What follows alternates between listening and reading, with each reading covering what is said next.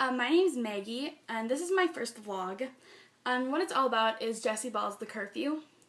This book is weird, it's confusing, and sometimes quite frustrating, but somehow it all connects in the end and actually makes a pretty good book. The Curfew is set in post-apocalyptic times, and today I want to connect it not only to the real world, so today, but to Ray Bradbury's Fahrenheit 451, because I think that they share pretty similar qualities, and I found that when I was reading The Curfew, it was really easy to connect it to parts of Fahrenheit 451. Both of these books are culturally significant. Today you find more and more books set in the post-apocalyptic times, and they all kind of ring a bell. They all kind of reflect today's main society. There are many things that make Fahrenheit 451 and The Curfew very similar, and one is definitely their cultures.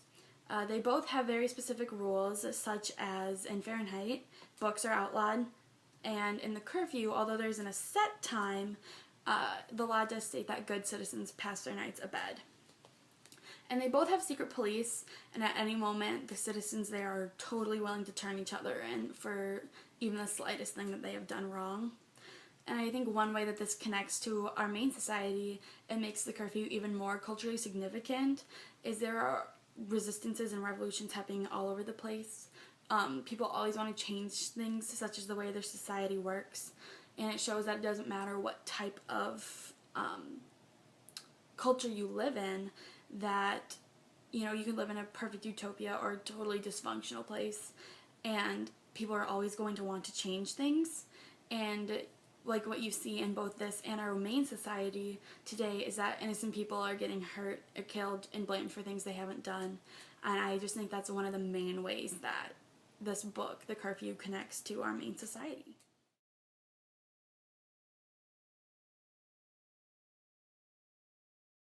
So, to be honest, this book was really, really confusing to me, and I don't really know the meaning of The Curfew. I don't think a lot of people do. But to me, the meaning of the book is that we should be careful of what our society turns into. In The Curfew and in Fahrenheit 451, you read really, really shocking things, and it really makes you wonder and think about what does this author think of our society and what prompted them to write this. But I think one way that Jessie Ball's writing affects the meaning of this book is especially at the end, is when he's very vague about what happens to William. And you read about William coming home from Gerard's, and he almost gets caught like 3 or 4 different times. And then he finally does. And the man who catches him says, "No one is out now who doesn't mean to be." And then you read a few more sentences explaining William's struggle to get away, which of course he doesn't. And then it ends. And then the rest of the book is Molly's puppet show. So to me, that is definitely a large language trait of today. You hear a story about almost anything, and most of them are quite vague. Almost like they're hiding things from us. And then at the end of The Curfew, all you get from Ball is a long sentence saying, "The violinist William Drysdale has been foully murdered in the street by the forces of the government," with 2 plus signs. And I don't think that's a very satisfying end to William. To be honest, I do really want to know what happened to him. But that's one thing that makes Jessie Ball's writing so characteristic of today. He doesn't give you the full truth, and it makes you want more.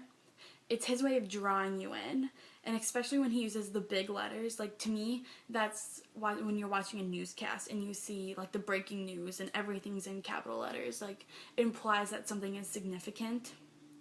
And to me, Jessie Ball's writing is the one thing that truly makes the book's meaning come to life.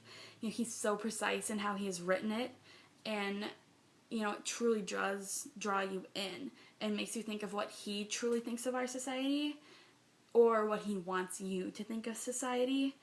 And I think his writing truly affected me when I was reading, because he's just so precise in how he's written it, and yet everything to me is kind of vague. The sentences are, what happens to people in the end, and just everything about it is like he has in mind what he wants about it, but it's just so vague. So I don't know, but I think that's just one really cool trait that he has that makes the book's meaning come to life.